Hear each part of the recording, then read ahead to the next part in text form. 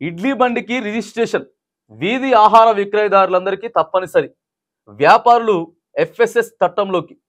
భోజన పదార్థాల శుచి శుభ్రతపై శిక్షణ. 100 రూపాయలతో దోప్రత్తం.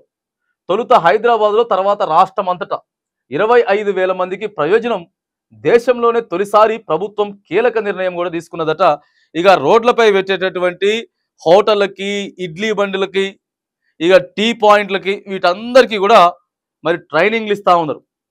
ఇడ్లీ బండి కూడా ప్రతి చిన్న బండికి కూడా రిజిస్ట్రేషన్ చేసుకోవాలి. 100 రూపాయలు పెట్టుకొని రిజిస్ట్రేషన్ చేసుకోవాలి. ఇక హైదరాబాద్ సిటీ వ్యాప్తంగా కూడా ఓ 25,000 మందికి మాత్రం నియామక పత్రాలు ఇవ్వబోతా ఉన్నారు. అంటే ఇక ప్రభుత్వం అఫీషియల్గా రైట్, ఇగో వీళ్ళకి నియామక పత్రం ఉంది, వీళ్ళు పెట్టుకోవచ్చు అని చెప్పి కొంతమందికి శిక్షణ కూడా ఇచ్చారు. ఆహార భద్రతా విభాగం ఆధ్వర్యంలో శిక్షణ పొందినటువంటి వీధి వ్యాపారులు ఇక భోజన పదార్థాల శుచి శుభ్రతపై శిక్షణ తీసుకుంటా ఉన్నారు. వాళ్ళకి శిక్షణ ఇచ్చిర్రు.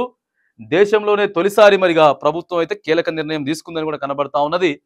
హైదరాబాద్ తర్వాత ఈ 25,000 మందికి మరి ధ్రువపత్రాలు ఇచ్చిన తర్వాత రాష్ట్ర వ్యాప్తంగా ఉన్నటువంటి ప్రతి మండలం, ప్రతి గ్రామం, ప్రతి పట్టణంలో కూడా ఇగో ఇదే తరహాలో చేయబోతా ఉన్నారట. ఎఫ్ఎస్ఎస్ చట్టం ఇక అమలులోకి రాబోతా ఉన్నది. ప్రతి చిన్న వ్యాపారికి, రోడ్డు పక్కన ఉన్నటువంటి ప్రతి వ్యాపారికి కూడా ఇలాంటి పత్రాలు అందజేస్తారట. ఇలాంటి పత్రాలు అందజేస్తారు. 100 రూపాయలు పెడితే అక్కడ ఉన్నటువంటి గ్రామ పంచాయతీ కానీ, లేదా అక్కడ ఉన్నటువంటి మున్సిపాలిటీలు కానీ, ఇక హైదరాబాద్లో అయితే జిహెచ్ఎంసి, వీళ్ళంతా కూడా కలిసి వాళ్ళకి ఇక నియామక పత్రాలు ఇచ్చేస్తే, దోపత్రాలు ఇచ్చేస్తే మరి వాళ్ళంతా కూడా చేపట్టుకునేటటువంటి ప్రయత్నం అయితే చేస్తాం.